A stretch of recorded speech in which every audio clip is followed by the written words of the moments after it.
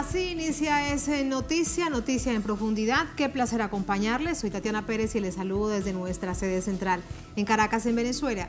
A partir de este momento, en la próxima hora, tenemos 3 temas que son noticia. Aquí están en titulares. En Noticia Colombia se cumple un mes de masivas protestas contra el gobierno de Iván Duque. Sin diálogo, con más movilización, con más ataques de policías y civiles y más muertes. Así transcurre un nuevo día de marchas. ¿Qué ha dejado el país para esta nación el estallido social de hace un mes, que comenzaba el 28 de abril? Vamos a verlo. En Noticias Siria analizamos las razones del contundente triunfo del presidente Bashar al-Assad para un nuevo periodo como jefe de Estado en un país destruido por la guerra. Rusia y China envían felicitaciones, mientras que desde Estados Unidos se desconoce el resultado. Son hechos que analizamos.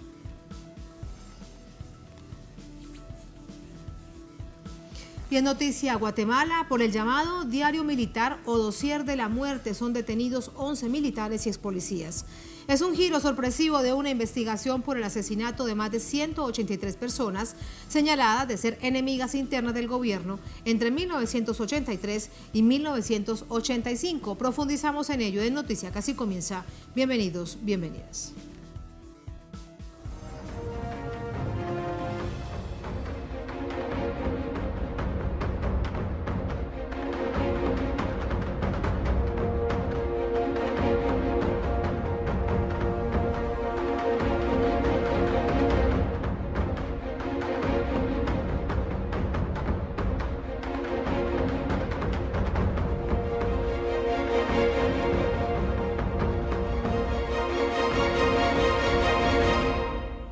En Noticia Colombia se cumple un mes de protesta masiva en rechazo a las políticas neoliberales profundizadas por parte del gobierno del presidente Duque.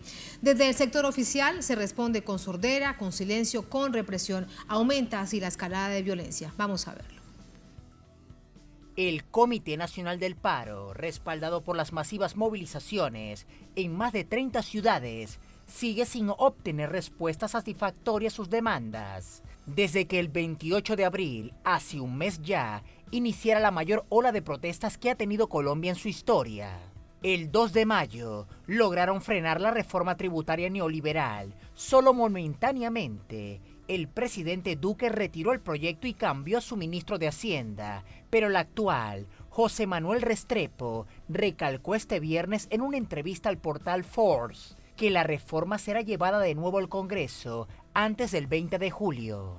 El 8 de mayo, luego de 3 días de solicitud de diálogo al presidente y de que éste lo iniciara solo con sectores a su favor, el acercamiento entre oficialismo y oposición resultó infructuoso y el 10 de mayo, el Comité de Paro anunció retoma de la huelga para el día 12. Ya las víctimas de represión estatal se contaban por decenas, pese a que el CNP pide la desmilitarización de las calles y la desmantelación del SMAT. La presión internacional recae en la canciller Claudia Blum, quien renuncia el 13 de mayo. Al día siguiente, la Comisión Interamericana de Derechos Humanos pide al gobierno le permita visitar el país. Sin embargo, la vicepresidenta y ahora también canciller, Marta Lucía Ramírez, respondió 10 días después con una negativa. El 17 de mayo, tras otro intento fallido de diálogo, Duque ordena al ejército y la policía desplegar toda su capacidad contra las protestas y el desbloqueo de las vías trancadas. Pero ese mismo día, la Defensoría había aclarado que tenía canales humanitarios abiertos. El 19 de mayo, la presión social recae sobre el Congreso y vota contra la privatizadora reforma de salud. Sin embargo, la ley se archiva para una posterior discusión en vez de anularse. ¿Qué es lo que demanda el pueblo colombiano? Esta semana, el sector oficialista del Senado levantó al ministro de Defensa Diego Molano la moción de censura a que había sido sometido por el evidente terrorismo de Estado que ya ha cobrado más de 60 muertos. Y la protesta se ha fortalecido en cierto sentido por la actitud muy equivocada del presidente Duque, de en vez de atender los reclamos, reprimir los reclamos y reprimirlos con exceso de fuerza, violando las leyes de la República. y la escalada de violencia estatal se agrava a niveles exacerbados tras el soslayo cómplice del Ejecutivo.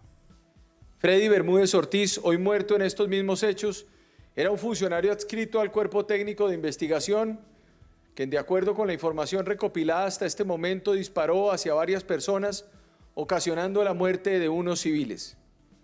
Debe indicarse que este funcionario ingresó en el año 2012 a la institución y que en el momento de los hechos no se encontraba en cumplimiento de alguna labor propia de su función, porque estaba de descanso. Asimismo, el señor Bermúdez, con ocasión de lo sucedido, terminó muerto a manos de personas que se encontraban en el sector de los hechos. A todas luces, solo el diálogo atento por parte del gobierno podrá parar la violencia y el terror sistemático. Vamos a sumar información a esta hora desde Bogotá con nuestro corresponsal Hernán Tovar. Hernán, muy buenas noches. Esta noche ha hablado el presidente Iván Duque desde Cali, la capital del Valle del Cauca, a donde llegaba después de un día de más violencia por parte del Estado, con un número aún específico de muertes por determinar. Se habían confirmado de 3, pero hay informaciones que dan cuenta que serían más después de que se registrara un ataque por parte de un funcionario de la Fiscalía vestido de civil a un grupo de manifestantes. Además, preguntarte, ¿dónde estás? ¿Qué pasa allí? Tatiana, televidentes, muy buenas noches. Nosotros nos hemos desplazado hasta el norte de la capital colombiana, en un sitio conocido como Los Héroes, en plena autopista norte de la capital. Este sitio se ha convertido emblemático porque aquí se concentran mayoritariamente jóvenes que exigen un cambio en las políticas de gobierno, un cambio en las políticas de derechos humanos de la policía, que ha venido reprimiendo fuertemente a los manifestantes. Decirle, Tatiana, que algunas organizaciones de derechos humanos hablan de alrededor de 59 personas fallecidas, presuntamente por la fuerza pública, 87 personas víctimas de violencias basadas en género, 51 lesiones oculares, y por eso se mantienen las manifestaciones en contra de un gobierno que ha reprimido fuertemente a la población. Pero permítame, yo voy a hablar aquí con alguna de las personas, de los manifestantes, de los protestantes que están aquí. ¿Es su nombre, amigo? ¿Y a qué se dedica? Daniel, soy artista. Bueno, dígame usted, ya un mes de manifestaciones, de gente en la calle, de sectores exigiéndole al gobierno que pare esta masacre y que cambie las políticas social, económica. Dígame usted, ¿cuál es su lectura sobre esta situación a un mes ya de esta manifestación? Pues ya es momento de que se paren las masacres que está teniendo el SMAT con los jóvenes, el abuso policial, y por eso todavía estamos acá un mes. Es que necesitamos que nos escuche la Organización Mundial de los Derechos Humanos, que vengan y vean lo que está pasando en Colombia. Por ejemplo, y otra vaina, yo soy artista, muchos de los artistas colombianos no están pendientes a lo que está pasando aquí. ¿Sí me entienden? Entonces tienen que venir a apoyar a los pelados, que está peleando es el futuro de nosotros. Artista, usted es rapero, ¿no? ¿Puede decirnos algo en rap de lo que usted siente y el sentir de los artistas en esta situación? Yo, tú sabes que este país viene en declive, estamos en la dictadura del paraco de Uribe, vamos a improvisarlo, a rapearlo, a marcharlo, con la gente al paro, aquí venimos a apoyarlo, son 4 rimas, yo vengo en la tarima, espérate mi hermano, yo vengo con vitamina, sí, lo hago para que fibre, yo lo sueño por Colombia y lucho porque esta vaina sea libre. Gracias, hombre. Bueno, esas son las expresiones de la juventud en Colombia, que se ha tomado precisamente las calles y carreteras del país exigiendo un cambio económico, un cambio social, un cambio político, exigiendo más oportunidades de estudio, exigiendo más oportunidades de trabajo. Tatiana, nosotros seguimos muy atentos a estas expresiones artísticas y al desarrollo de estos plantones y manifestaciones que no paran en Colombia en el marco de estas protestas en contra de un gobierno que no quiere escuchar a sus ciudadanos. Nosotros los dejamos con estas imágenes en el norte de la capital, en el monumento de los héroes en Bogotá, Colombia. Gracias, Hernán. Con esta imagen entonces te despedimos solo por ahora, muy pendientes de otros hechos que se registran en Bogotá, capital de Colombia, en otras partes de esta nación. Cuando cae la noche, después de que veíamos una masiva concentración precisamente en este monumento Héroes en el norte de la capital colombiana, aún una amplia concentración, a pesar de la lluvia, a pesar del frío, allí se quedan. Gracias, Hernán. Vamos a entrar con el análisis. Para ello nos acompaña Nelson Alarcón, él es ejecutivo de FECODE, vocero del Comité Nacional de Paro. Nos acompaña también desde Bogotá. Nelson, muy buenas noches, bienvenido, ¿cómo está? Muy buenas noches, Tatiana. Un saludo cordial y fraternal. Saludos a nuestra hermana República de Venezuela, a ti, a todo tu valioso equipo de trabajo y muchas gracias por la invitación. A usted muchas gracias, Nelson. Esta noche el presidente Duque se trasladaba a Cali, donde sostenía un consejo de seguridad. Esta es la decisión que ha tomado para Cali y la capital del Valle del Cauca. Máximo despliegue de asistencia militar en la ciudad. La cabeza del oficial de más alta experiencia al frente, el general Pérez, comandante de la división. Se triplica toda la capacidad operativa, asistencia en puntos neurálgicos, se trabaja con la Policía Nacional, acelerar órdenes de captura, más de 7.000 hombres desplegados, a los que se une además la Armada Nacional. Esto sumar, Nelson, a todos los que ya habían sido desplegados en días anteriores. Conocer tu opinión con respecto a la respuesta, la última, la más reciente, que da el gobierno del presidente Duque a la protesta social y al ataque por parte de fuerzas del Estado, en este caso evidenciado rápidamente para el caso de Cali, en un agente de la Fiscalía que ataca a un grupo de personas. Hay 2 muertes confirmadas, luego él es linchado y también ha muerto producto de ese linchamiento.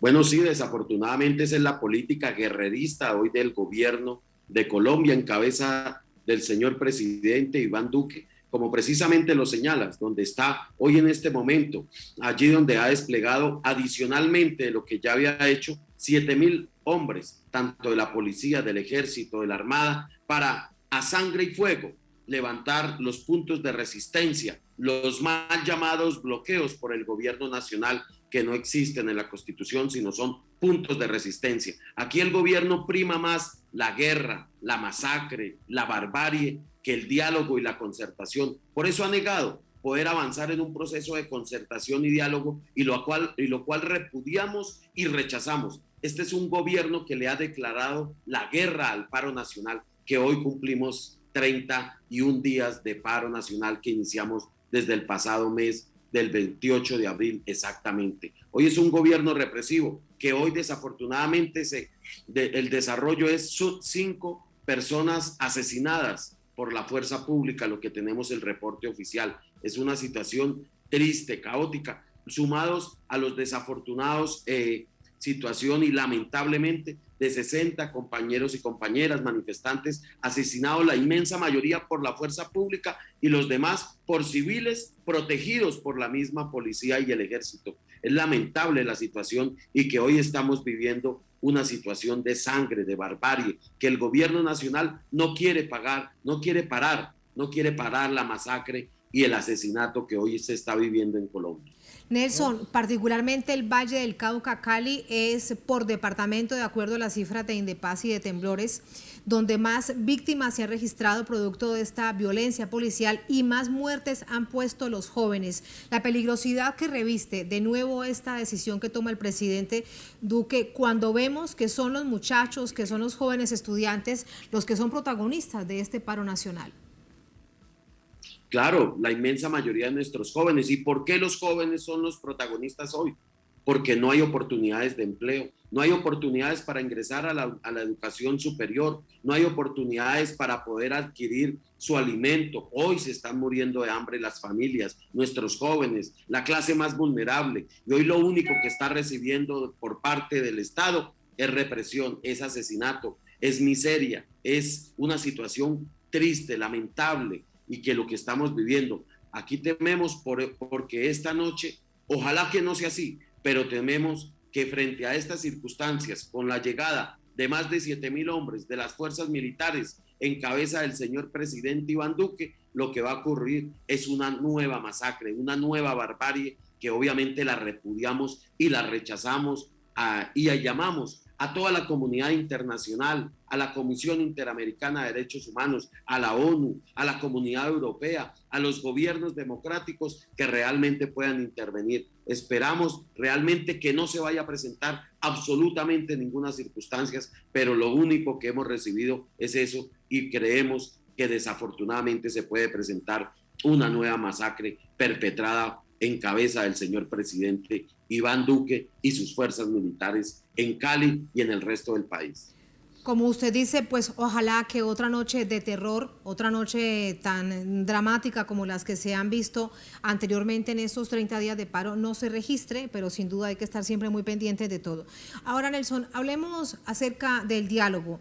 Ayer, durante todo el día, había expectativa por el llamado que hiciera por parte del gobierno el señor Emilio Archila para convocarlos y saber cuál era la respuesta del gobierno. Al final de la noche, el gobierno dice que para hablar de ese preacuerdo que se había establecido con el Alto Comisionado de Paz, que había además renunciado, tiene que haber desbloqueos en todo el país. No se habla específicamente si son los bloqueos de una vía o de una concentración o los bloqueos a que hablan en general y dicen que es un inamovible, que sin eso no se avanza en un preacuerdo. ¿Cuál es la postura de ustedes como comité de paro ante esa respuesta del gobierno? Bueno, aquí lo que sucede es que el gobierno falta la verdad, falta esos preacuerdos que el día martes habíamos quedado que se revisaban por parte del gobierno nacional y por supuesto por parte nuestra para hacer los ajustes de forma, no de fondo, porque todo fue acordado, todo fue consensuado. Estos preacuerdos durante 9 días en jornadas diarias de más de entre 15 y 20 horas, y lo cual hicimos ese esfuerzo, tanto el Comité Nacional de Paro como la Comisión Negociadora del Gobierno, y que hoy el gobierno se retracta de estos preacuerdos que fueron consensuados y fueron consultados directamente con el señor presidente de la República y con todos sus ministros y ministras. Entonces hoy no entendemos por qué se retractan, por qué generan otra circunstancia y además que no justifican realmente cuáles son esos cambios que requieren y que necesitan y que a la vez están exigiendo el gobierno nacional. Nosotros le dijimos, presenten el documento, el texto, en qué puntos específicamente, porque son unos preacuerdos que están consignados en 10 páginas, 16 ejes, 39 ítems, y lo cual el gobierno nacional simplemente se limita a que posteriormente lo mirarán y que es inamovible supuestamente los puntos de resistencia que te tienen que levantarse o los famosos llamados o desafortunadamente como lo llama el gobierno nacional los bloqueos, que son legítimos, que están en la jurisprudencia y en todo el bloque constitucional que rige a Colombia. Esos son legítimos porque son acciones de hecho y acá se han creado y se han generado esos corredores humanitarios para que ingresen los insumos, los medicamentos, los alimentos para abastecer al pueblo colombiano. Aquí realmente lo que hay es el gobierno dice que hay una dilatación. Sí, me quedo allí para preguntarle acerca de la dilatación, que es también parte de lo que observamos en el panorama. Pero con respecto a al proceso humanitario de abrir las vías que usted nos estaba diciendo, el gobierno dice que tampoco, nada de eso le sirve. Lo que uno se pregunta es si durante esos 9 días quien estaba al frente de esta negociación de ese preacuerdo por parte del gobierno, era el Alto Comisionado de Paz, y el presidente Duque ya sabía que él se iba a ir, que él iba a dejar su cargo. Uno se pregunta si lo que hubo fue una trampa puesta a ustedes. Bueno, el gobierno nacional es un gobierno que no cumple ningún tipo de acuerdos, que no cumple su palabra, pero allí adicionalmente estaban 2 ministros el ministro del Trabajo, el doctor Ángel Custodio Cabrera, el ministro de Vivienda, Jonathan Malagón, la subdirectora de Planeación Nacional, la alta comisionada para Derechos Humanos, la doctora Nancy Patricia Gutiérrez, y otros funcionarios de alto rango. Entonces no era solamente la situación. Aquí lo que realmente el gobierno nacional es y ha demostrado y ha reflejado es que no le interesa la negociación, no le interesa la concertación, no le interesa buscar salidas negociadas y concertadas democráticamente como corresponde y como debe ser. Nosotros hemos tenido y seguimos teniendo la voluntad para que a través del diálogo, de la concertación, de la negociación, se pueda zanjar esta gran problemática y darle soluciones de fondo a toda esta situación que estamos viviendo. Pero el gobierno nacional no le interesa eso, le interesa solamente seguir asesinando, seguir matando a nuestros jóvenes, a nuestros estudiantes, a nuestros trabajadores, seguir desapareciendo, porque hoy más de 450 personas desaparecidas y algunas desafortunadamente han aparecido, pero torturadas, asesinadas, en las orillas de algunos ríos, como en el río Cauca y en otras partes de nuestro país, desafortunadamente. Es un gobierno guerrerista y lo único que ha hecho es declararle la guerra al paro nacional. Todo esto que está pasando, lo que intenta, dicen muchos, se lo pregunto a usted, es desmovilizar la movilización, que no hayan más protestas producto del miedo, que la gente se vaya de nuevo a sus casas, como hemos visto durante casi 1 año y medio producto de la pandemia, pero sin renta básica, aunque sí con una reforma tributaria que ya no va más, aunque veremos cuál será la que presentarán el próximo mes de junio, tal como se ha anunciado por parte del nuevo ministro de Hacienda. ¿Qué cree usted, Nelson? ¿Que esa es la intención? Y además, ¿se desmovilizará la movilización? Bueno, eso es realmente lo que ha demostrado el gobierno, de no querer negociar, no querer concertar, no querer buscar soluciones a través del diálogo, pero nosotros vamos a continuar. El paro no para, el paro continúa. Hoy hemos aprobado diferentes actividades para desarrollar este fin de semana, la semana entrante, acentuar mucho más la movilización, y la siguiente semana llegaremos a Bogotá. Vendrán todos los colombianos, la inmensa mayoría de las diferentes regiones, de las 32 capitales, estarán acá en la ciudad de Bogotá exigiendo realmente negociación, concertación como corresponde y como debe ser. Y no nos iremos hasta que el gobierno nacional se siente verdaderamente y negociemos como realmente corresponde y como debe ser, con base en nuestro pliego nacional de emergencia. El próximo domingo el gobierno, a través de Emilio Archila Nelson, convoca a una reunión. ¿Ustedes van a asistir? Claro, nosotros vamos a asistir, mal haríamos no asistir. Nosotros estamos por el diálogo, por la concertación, y allí estaremos y seguiremos planteando que el diálogo y la concertación y la negociación es el mejor camino. No es el camino de las balas, de la represión, de los asesinatos, de la masacre, como sí lo quiere el gobierno nacional. Nelson, ¿y van a mantener el preacuerdo, la agenda del preacuerdo? Es decir, que el ejército regrese a los batallones, que el ESMAD no use armas letales. Por ejemplo, lo que se había planteado, 3 puntos centrales de ese preacuerdo, claro. ¿Lo van a mantener o sumarán otros puntos? Bueno, nosotros son, como lo mencionaba anteriormente, 16 ejes, 39 ítems de acuerdos, y que esperamos realmente que el gobierno nacional cumpla su palabra, porque ellos le dieron el visto bueno a estos preacuerdos. Esperamos que se puedan firmar el próximo domingo y que realmente se inicie la instalación de cada una de las mesas, tanto a nivel nacional como a nivel regional, e inicie un proceso de negociación y concertación y buscarle soluciones a toda esta problemática que estamos viviendo en Colombia. Nelson, pero para claridad de toda nuestra audiencia en América Latina, el Caribe y el mundo, había un preacuerdo de unos mínimos de la garantía a la protesta social para luego avanzar en esos 16 puntos que usted nos cuenta de la agenda de emergencia. Con respecto a este preacuerdo y esas garantías para mantener la protesta social, ¿van a mantener esos puntos o van a hacer más? Por ejemplo, algo que se exige permanente en las calles no es que se desarme con las armas letales, valga la redundancia, al Escuadrón Móvil Antidisturbios, sino que el ESMAD salga de las calles, es decir, que desaparezca, de hecho, como un ente represor de la policía colombiana. Bueno, eso será. Nosotros los preacuerdos establecen es para garantizar el legítimo derecho a la movilización y a la protesta social.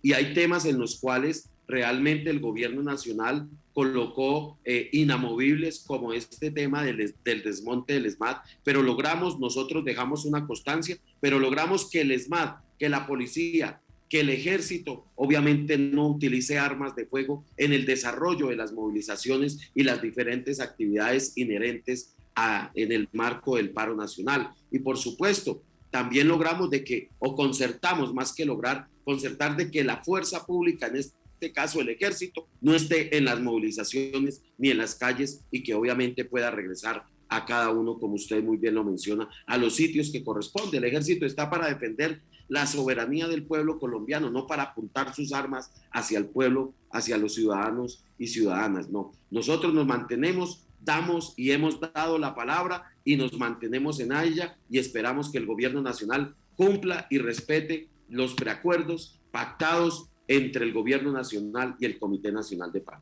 Nelson, por último, 2 asuntos que hemos visto durante este mes de protesta muy grave, que atentan contra la protesta social de una u otra manera. Uno, de manera física y evidente, mortal, es los civiles armados y grupos paramilitares que han atacado en distintos momentos y en distintas partes del país a la población. Los otros llamados civiles armados, aquellos ciudadanos de bien que no se entiende cómo tienen armas largas, armas de guerra, minibuses, etcétera, etcétera. Por ejemplo, el caso de La Minga. Además, policías o funcionarios del Estado infiltrados, como el caso de hoy, por ejemplo, en Cali con este miembro, este agente de la Fiscalía. ¿Qué hacer con esto y qué hacer también con el vandalismo? Por ejemplo, lo que pasó con el Palacio de Justicia de Tuluá. Rápidamente las autoridades, la Fiscalía dice que hay ya un grupo de personas que están detenidas, pero siempre de una u otra manera intentan vincular a quienes se han movilizado de manera pacífica en las calles con estos hechos. Así que, ¿qué hacer ante una situación que estamos viendo también en Colombia? Precisamente en esos preacuerdos nosotros hemos solicitado, y así quedó plasmado en esos preacuerdos, de que se cree una comisión especial de la Fiscalía General de la Nación, conjuntamente con la Defensoría del Pueblo y la Procuraduría y con la veeduría de nosotros, por supuesto, para que realmente se investigue y se dé con los directamente responsables de estos hechos de violencia que nosotros rechazamos. Nosotros rechazamos todo tipo de violencia, provenga de donde provenga. Y frente a la primera pregunta, obviamente aquí hay los civiles armados protegidos por la fuerza pública y prácticamente es el paramilitarismo que se ha reactivado en Colombia y se ha acentuado mucho más en esta movilización, en el desarrollo del paro nacional. Y aquí es responsabilidad del Estado colombiano, que el presidente, una de las exigencias que le hemos hecho es que rechace todas estas circunstancias, a lo cual ha sido indolente frente a este tema porque no ha sido capaz de rechazar estas circunstancias que hoy la fuerza pública, hoy el Estado, hoy el gobierno de Iván Duque protege a estos civiles que han apuntado sus armas, que han asesinado, que han herido al pueblo colombiano, en la inmensa mayoría de nuestros jóvenes, y que hoy la fuerza pública los protege y absolutamente no condena al señor presidente esta barbarie y estos hechos tan atroces. Nosotros rechazamos todo tipo de violencia. Aquí seguimos y seguiremos movilizándonos pacífica y democráticamente. Hoy lo que el gobierno ha hecho y sigue haciendo es estigmatizar la protesta social, la protesta que realmente está amparada en el marco constitucional y en las normas internacionales que nos rigen. Esto es lo que ha pasado a 30 días, cuando se cumple exactamente un mes de este paro cívico nacional en Colombia. Nelson, muchísimas gracias por sus reflexiones. Muy buenas noches. Bueno, gracias, Tatiana, y una buena noche para todas y todos. Muchísimas gracias. Así nos vamos a la primera pausa en esta emisión de Es Noticia. Al volver en Noticia Siria, analizamos las razones del contundente triunfo del presidente Bashar al-Assad para un nuevo periodo en un país destruido por la guerra. Rusia y China envían felicitaciones, mientras que desde Estados Unidos y sus aliados se desconoce el resultado. Son hechos que analizamos al volver en Es Noticia.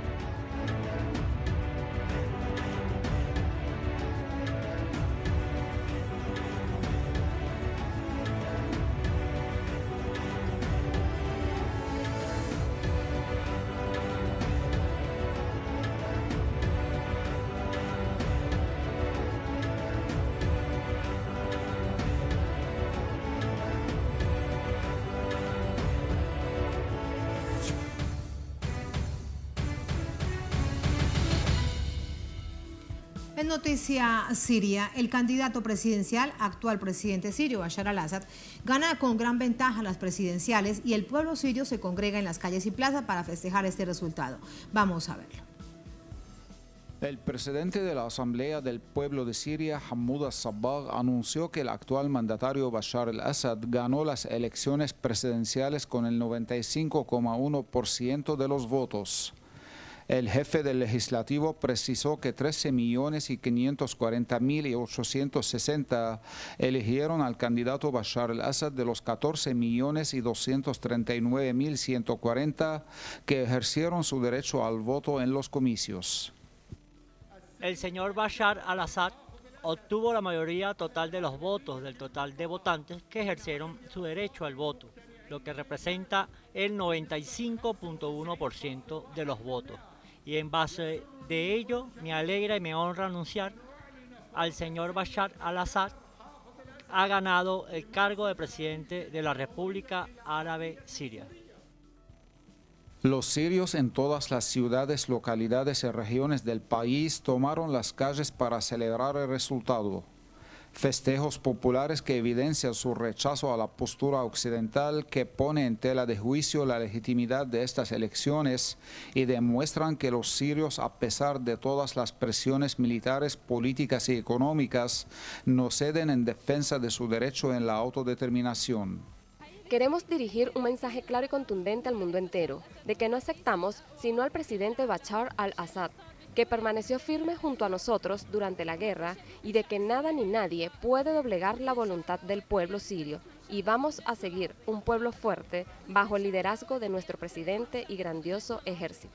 Salimos a expresar nuestra alegría por haber vencido a los enemigos con la reelección de nuestro presidente al-Assad.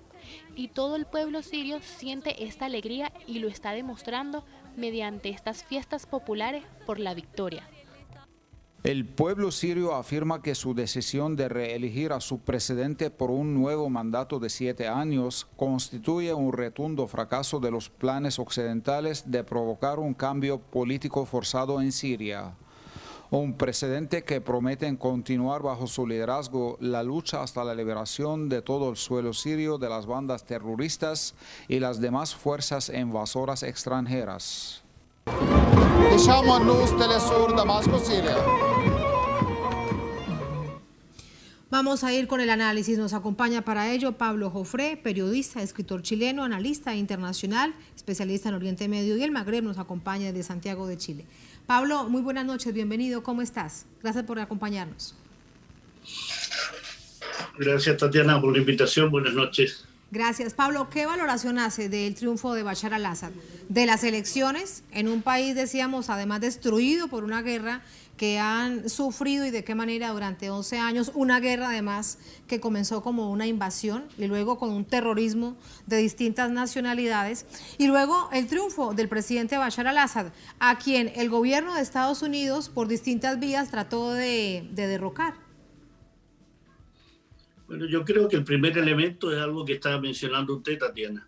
Elecciones realizadas en un país que ha tratado de ser fragmentado, balcanizado, al cual se le ha expoliado sus riquezas naturales, el robo de su petróleo, el cual hasta hace solo 3 años mantenía gran parte de su territorio en manos de los grupos terroristas, precisamente avalados, financiados, organizados, protegidos por Estados Unidos, por potencias occidentales, junto a sus socios regionales como Arabia Saudí y la entidad sionista. En ese escenario, indudablemente, realizar una elección representa un reto, un desafío, y representa sobre todo la decisión soberana de un pueblo, de un gobierno y de un ejército que es capaz de decir, en este marco de agresión, de casi 11 años de agresión, somos capaces de efectuar una elección porque somos capaces de decirle al mundo que la agresión, los crímenes, los 500.000 muertos, los 9 millones de desplazados, los 5 millones de refugiados, representan un imperativo para nuestro gobierno y para nuestra sociedad de avanzar en función de nuestra soberanía. Uno podría preguntarse, Tatiana, y decir, estos países como Francia, Gran Bretaña, Alemania, Italia, Estados Unidos, que aún antes de la elección ya decían que no lo reconocían, y lógicamente después del triunfo de Bashar al-Assad menos lo van a reconocer, ninguno de esos países ha sufrido lo que ha sufrido el pueblo de Siria. ¿Te imaginas tú una Francia realizando elecciones con bombardeos, con invasión de su territorio por los turcos, por los norteamericanos que aún tienen efectivos militares en territorio sirio, fragmentado por 600 grupos terroristas que, avalados por estas potencias y por Arabia Saudí, que les daba ingentes recursos financieros, y a pesar de eso ha logrado resistir, y a pesar de eso un gobierno que estuvo en ascuas, indudablemente, más del 20% del territorio, recién un 20% del territorio estuvo en manos del gobierno en un momento determinado, pero con un Bashar al-Assad que se mantuvo en el país. Lo decía tu nota previa a esta conversación. Se mantuvo en el país, no escapó. Fue un presidente que estuvo al lado del pueblo, junto a su ejército, junto a una sociedad que puede tener todas las discrepancias que pueda tener absolutamente legales, pero reconoce finalmente en estas elecciones que la soberanía, la dignidad, la valentía de la sociedad siria se paga con una votación de estas características, demostrándole al mundo que Siria es soberano y se va a mantener en función de sus intereses. 95.5% es el total de la votación para Bashar al-Assad con los 3 candidatos que estaban en contienda. Y los otros que además reconocen precisamente el triunfo, donde no generan ningún tipo de suspicacia. Pero la suspicacia sí viene particularmente por Estados Unidos y algunos de sus aliados. Esto implicará más bloqueos para el país, más agresión, en vista de la frustración del gobierno de Estados Unidos al no haber, de nuevo, volvemos al punto, derrocado a Bashar al-Assad, al no haber logrado su propósito de balcanizar el país, aunque valga decir que hay territorios que están en poder de Estados Unidos en este momento. Indudablemente, Diana, hay una frustración enorme. Permíteme bajar un poco esta luz que está molestando. Hay una frustración por parte de Estados Unidos que sin duda se va a mantener en lo que es la ley de sanciones César.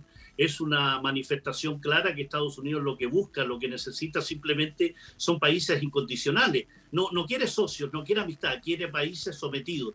Y en ese plano se va a intensificar las sanciones, porque las potencias occidentales, Estados Unidos, lo que quieren es apoderarse de Siria. No solo quieren su petróleo, sino que quieren los alcances geopolíticos de lo que significa Siria. Es decir, impedir el avance de la Federación Rusa hacia Occidente, cercar a la República Islámica de Irán, apoyar al sionismo en su ocupación y colonización, no solo de Palestina, sino también mantener los Altos del Golán, mantener a Arabia Saudí como una potencia en la zona. Hay elementos muy centrales que explican esta política hostil contra Siria que se va a mantener porque no pasa por una elección, pasa por una decisión de Estados Unidos en virtud de no reconocer a Siria, porque Siria es aliado de Rusia, porque es aliado de Irán, porque es aliado del eje de la resistencia, del movimiento Hezbollah, de al-Hashad al-Shabi de Irak, de las milicias palestinas, es decir, un eje que se ha formado precisamente para combatir al imperialismo representado por Estados Unidos,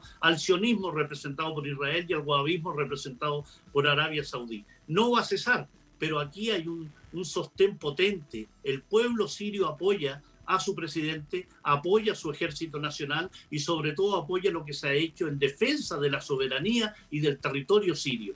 Y indudablemente aquí uno debería preguntarse, Tatiana, ¿quién es Estados Unidos para recriminar a Siria? Un Estados Unidos que tiene también elecciones que han sido cuestionadas, tanto como las cuestiona Washington a Siria, ¿no? Donald Trump reclamando fraude contra Joe Biden y en su momento Hillary Clinton contra Donald Trump. Francia con un Emmanuel Macron, con ministros y con asesores políticos acusados de corrupción, o España con una monarquía constitucional donde un rey corrupto tiene que abdicar, una España que además es incapaz de reaccionar en el plano de la defensa de la República Árabe Saharaui Democrática y avala entonces a la monarquía marroquí en la ocupación y colonización. Una Alemania con Angela Merkel que lleva ¿cuántas administraciones? 16 años de gobierno. ¿Quiénes son ellos para enseñarle a los países lo que es democracia? Ellos lo que quieren es imponer una democracia representativa bajo los cánones de ese Occidente que no sufre la agresión, ni la desestabilización, ni políticas de sanciones que esos países le dan a Venezuela, a Cuba, a Nicaragua, a Siria, a Irak, a Irán. Así que en ese sentido la hipocresía y el doble rasero pasa de sobra. Ya lo dijo el presidente Bashar al-Assad. No valen ni 10 veces 10 esas recriminaciones y esas críticas. Esa democracia liberal vista desde Estados Unidos con su perfecta medida, y si no, pues eso no sirve. Uno se pregunta también con respecto a por qué Siria es tan atacada, Pablo, y vamos a entrar con un asunto mucho más profundo que es muy fuerte y muy arraigado históricamente para Oriente Medio, como es la religión. El hecho de ser un país laico. Hay libertad de profesar la religión que se desee en ese país. ¿Es también, crees, que parte de la condena a Siria? Indudablemente, Tatiana, es un elemento que hay que considerar. Siria es una república árabe que es laica, como tú sostienes, donde hay drusos, maronitas, cristianos, musulmanes, sunitas, chiitas, alawitas. Es decir, es multiconfesional, y ese sentido da entonces garantía también de absoluto respeto a las minorías. Y en ese plano no es conveniente ese ejemplo para el resto del mundo. No solo el mundo que profesa el Islam, sino también el mundo que tiene, por ejemplo, otras religiones, como es el caso de Myanmar, que siendo budista persigue al mundo de los Rohingya, al mundo musulmán, o aquellos lugares donde se persigue a cristianos y a musulmanes, como lo hace el Estado sionista, que no distingue entre musulmanes y cristianos, sino que los ataca en Jerusalén, en Hebrón, en Belén, en Jericó.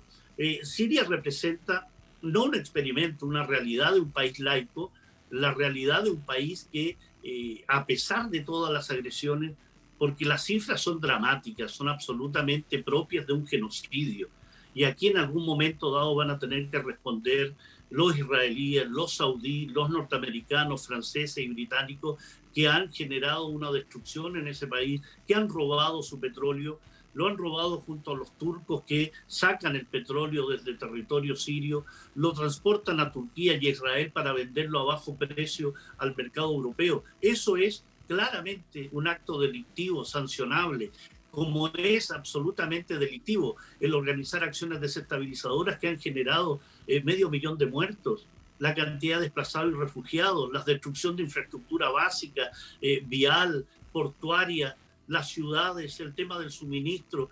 Siria es un ejemplo preciso de el carácter imperial que tienen las potencias y cómo los afanes de ocupación, de dominio, no trepidan en generar esta cantidad de muertos, de heridos y de destrucción en afán de su dominio.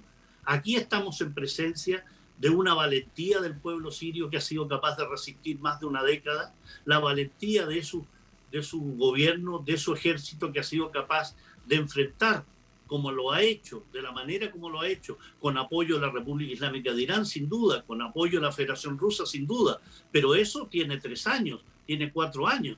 Estamos hablando de más de una década donde Siria ha resistido en forma notable, ha sido un ejemplo, es un ejemplo para el conjunto de la resistencia de todos los países que resisten el ataque de las potencias imperiales. Venezuela es un ejemplo claro, sometido a sanciones, bloqueos, embargo. Cuba, décadas resistiéndose esas sanciones y bloqueos, pero con Siria se han ensañado de una forma brutal. Ahí lo que ha habido es un exterminio que debe ser calificado como crímenes de guerra y lesa humanidad. El pueblo sirio le da este voto de confianza a sus autoridades porque ve que la única manera de mantener esa estructura laica es precisamente con Bashar al-Assad. ¿Qué es lo que pretendían? Que triunfara Daesh, que el mundo takfirí más fundamentalista se apoderara del país y generara entonces una situación tal como sucedió con Afganistán, que se generan cambios para posteriormente invadir el país para tratar de derrocar a los mismos que se les apoyó para asumir el gobierno. Estamos en una situación clara donde la estructura geopolítica del mundo debe cambiar, so pena de seguir soportando a estos países expoliadores, usurpadores, criminales, como son Estados Unidos, Francia, Gran Bretaña, la Alemania. ¿Qué es lo que dicta Alemania? ¿Su modelo democrático? Cuando Alemania lo que hace a través de su poder económico es dominar al resto de la Unión Europea. Ninguno de ellos son un ejemplo, ni para Oriente Medio ni para los países de Latinoamérica. De hecho, Alemania no permitió la votación del pueblo sirio en su territorio. Llama la atención que sí lo permitió Francia, aunque ambas naciones han desconocido al gobierno de Bashar al-Assad. Esas cosas de la geopolítica que bien nos explicas. Muchísimas gracias, Pablo. Gracias siempre. Muy buenas noches. Tatiana, un gran abrazo. Muchas gracias. Un abrazo, Pablo. Así nos vamos a la última pausa en esta emisión de Es Noticia. Volver en Noticia Guatemala. Por el llamado diario militar o dossier de la muerte son detenidos 11 militares y expolicías. Es un giro sorpresivo de una investigación por el asesinato de más de 183 personas señaladas de ser enemigas internas del gobierno entre 1983 y 1985. ¿De qué se trata todo esto? Vamos a verlo y lo analizamos al volver en Es Noticia.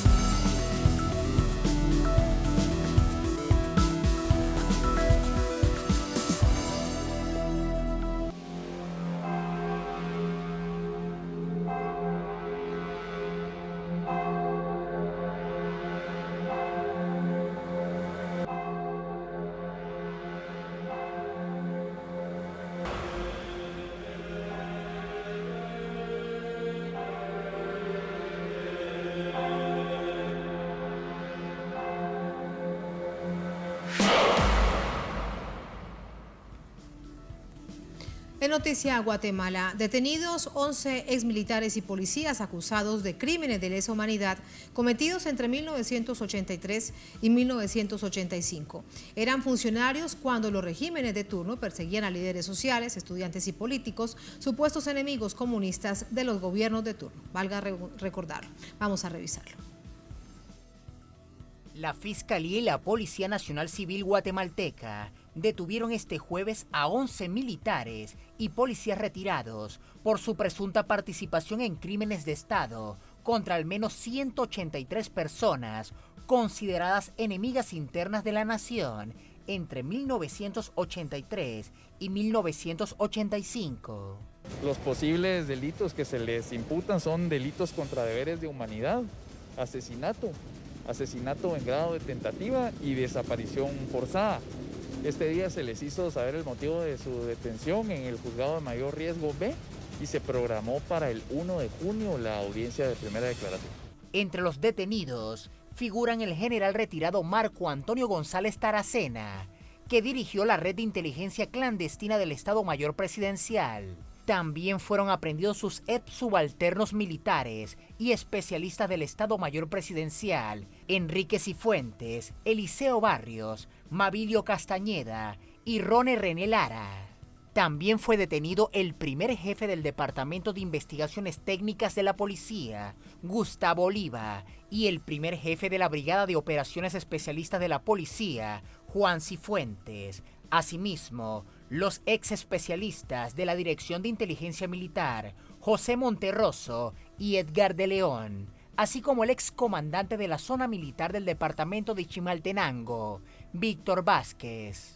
La investigación corresponde al caso Diario Militar o Dossier de la Muerte, nombre de un documento de inteligencia castrense de Guatemala, desclasificado por Estados Unidos y hecho público en 1999, el cual recogía los operativos de persecución a universitarios, sindicalistas, políticos de oposición, obreros, campesinos y personas vinculadas a organizaciones insurgentes.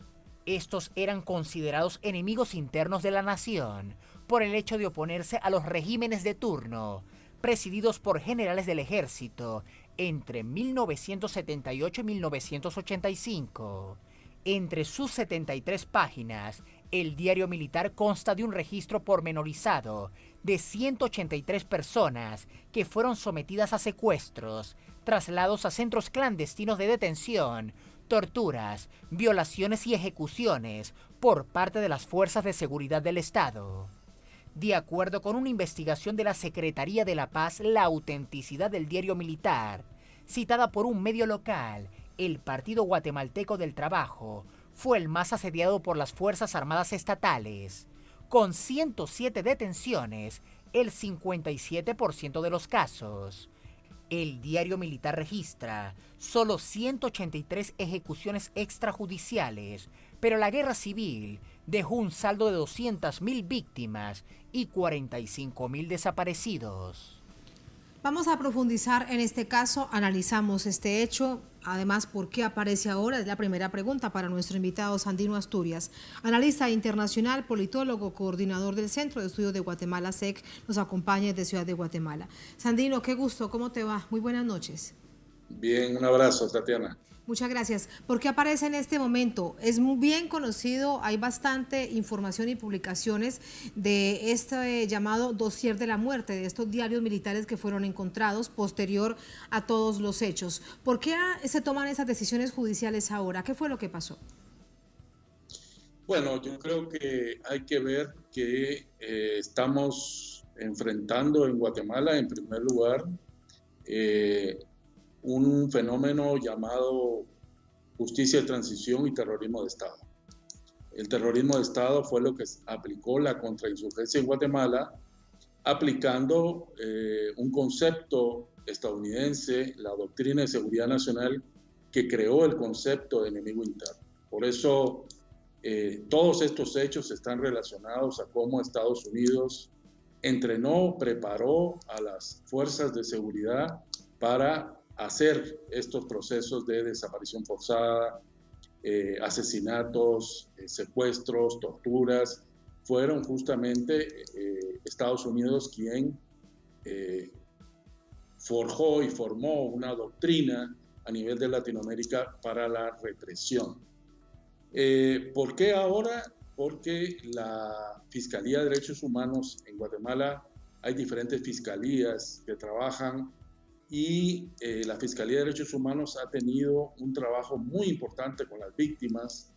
Hay que decir que en el diario militar hay 183 personas desaparecidas, asesinadas, torturadas, reconocidas en este documento, que además es un documento histórico porque plantea claramente una estrategia de desaparición forzada, capturas y asesinatos hacia específicamente 183 personas, incluyendo varios niños que también fueron asesinados por las fuerzas de seguridad. Y este tiene el registro de nombre, día, hora de cuando estas personas fueron asesinadas, desaparecidas. En Guatemala ha sido realmente la lucha de las víctimas por esclarecer los hechos históricos, por no permitir que esto quede en la impunidad. Y a pesar de los años, a pesar de que estamos hablando de hechos que pasaron en 1984-85, estamos hablando de crímenes de lesa humanidad que en primer lugar son imprescriptibles y en segundo lugar es el derecho que tienen las víctimas a la justicia. Aquí estamos hablando de centenares de familiares que quedaron afectados con estos asesinatos de parte del Estado. Y estas pruebas que fueron entregadas por miembros del ejército arrepentidos a través de ciertas, digamos, formas que se dieron para que tuviera acceso a Estados Unidos a estos documentos y después fueran desclasificados, ha permitido esclarecer primero una política de terrorismo de Estado, segundo una política contrainsurgente bestial, una política que de alguna manera fue una práctica en muchos países de América Latina y que de alguna manera establece algo que nos parece fundamental para cualquier país que quiere construir la paz. Los crímenes de lesa humanidad no son aceptados por la humanidad y deben ser perseguidos y son imprescriptibles. Eso quiere decir que pueden ser, aunque hayan tardado tantos años, pueden ser perseguidos en cualquier momento. Hoy la Fiscalía, junto a las víctimas, que son los querellantes de este caso, han recopilado las pruebas para establecer los responsables. Hoy lo que fueron capturados son los jefes de las estructuras, de las 4 estructuras que conformaban estas instituciones y que hicieron esto que solo es una muestra, ¿verdad? Este es un documento histórico que muestra cómo actuó la represión y cómo es la contrainsurgencia y cómo la represión y el terrorismo de Estado fue una práctica contra cualquier opositor, hasta menores, para enfrentar cualquier manera de actuar en contra de los derechos humanos fundamentales. Ninguno fue procesado judicialmente, ninguno fue procesado frente a los tribunales por ningún delito. Todos fueron capturados, torturados, desaparecidos y asesinados. Y muy tarde, Sandino, muy tarde llega esta decisión de detenerlos y de comenzar un juicio, pero también, como bien dices, para las familias de las víctimas nunca es tarde si hay verdad, justicia, reparación y, por supuesto, lo que se anhela es garantías de no repetición. Pero ¿cuántos otros documentos de este tipo existen entonces, Sandino? Para este caso eran 183 víctimas que se encontraban contenidas de manera detallada en este dossier de la muerte. ¿Cuántas otras listas de estas hay entonces en esos mismos años, en ese periodo? Seguramente habrá mucho, porque estamos hablando de un periodo en el cual, digamos, no fue el mayor periodo de represión. El mayor periodo de represión en Guatemala fue 82-83, donde hubo 440 masacres en zonas indígenas. O sea, el ejército hizo tierra arrasada. Ahí estamos hablando de cientos de miles de víctimas que hubo producto de esta represión y este terrorismo de Estado. Por eso es muy importante que estos hechos se investiguen, es porque ningún país tiene futuro si en los estados aceptamos que esto pasó y esto es parte del pasado. Esta es una retórica muy engañosa. Nuestros países no tienen futuro si no ponen un límite a las barbaridades que se hicieron en el pasado. Y por lo tanto, estos actos son necesarios para construir un futuro en Guatemala. Tenemos que ponerle un hasta aquí a las decenas de asesinatos, de crímenes que ocurrieron durante el conflicto. Todas estas prácticas de utilizar, de criminalizar población entera, crear un concepto norteamericano que fue el enemigo interno, asesinar a cualquier opositor, desaparecer. Si esto no se corrige y la justicia es el mecanismo para corregirlo, no tendremos futuro. Volveremos, como se está oyendo en Guatemala nuevamente, la retórica de que hay un enemigo interno. Vemos un presidente del Congreso hablando de enemigo interno. Es decir, hay fuerzas políticas en Guatemala que quieren volver a ese pasado terrible que vivimos en nuestra región. Y por lo tanto, cuando la justicia avanza y pone los límites y establece procesos penales para condenar adecuadamente estos crímenes, estamos construyendo futuro. No hay un futuro si no resolvemos los crímenes del pasado. Y esta es una lección para las familias, es una lección para el país, para el Estado y para los que se le está ocurriendo ahora volver al concepto de enemigo interno, que lo están diciendo en las tribunas, lo están diciendo políticos, lo están diciendo partidos de extrema derecha, o lo están diciendo militares. Para la doctrina, claro, y para la doctrina militar también, porque en muy pocos países esta llamada doctrina militar que bien nos cuentas, que toma el ejemplo y la academia, las reglas, las normas de Estados Unidos, no ha sido modificada. Esa además es una deuda que hay también en muchos de nuestros países. Bueno, mira el caso de Colombia, para no ir muy lejos, pero ya el tema de Colombia aquí en Es Noticia lo hemos pasado. Y estábamos conversando contigo acerca de este caso que resulta muy importante. Además, como un documento de memoria histórica, para que quien quiera verlo, al final de cuentas tiene que prevalecer la verdad y la justicia. Sandino, muchísimas gracias. Muy buenas noches. Bueno, Tatiana, un abrazo. Un abrazo. Gracias, Sandino. A ustedes gracias por habernos acompañado.